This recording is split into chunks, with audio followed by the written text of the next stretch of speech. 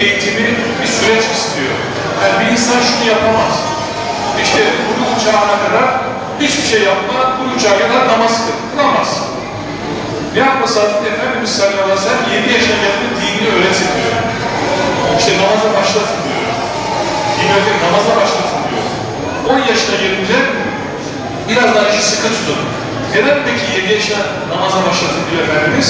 Namazlarına alıştırın hemen. Tabii ki yavrularımız bütün namazlara gelenler dereceye girdiler, ancak namaza gelemeyen yavrularımıza da, evlatlarımıza da mutlaka onlara da birer tane tişört hediye ediyoruz.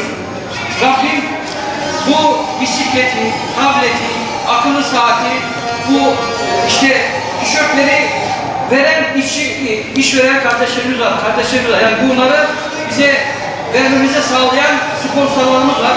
Allah onlardan razı olsun. Onların hayırlarını kabul etsin inşallah.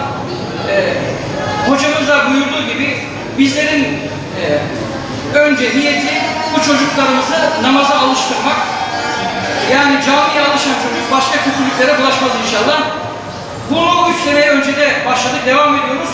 Tabii ki acaba geri dönüşler oluyor mu diye soracak olursak, geçen seneden veya ondan önceki seneden namaza gelen yavrularımız şu anda 15-16 yaşlarındalar.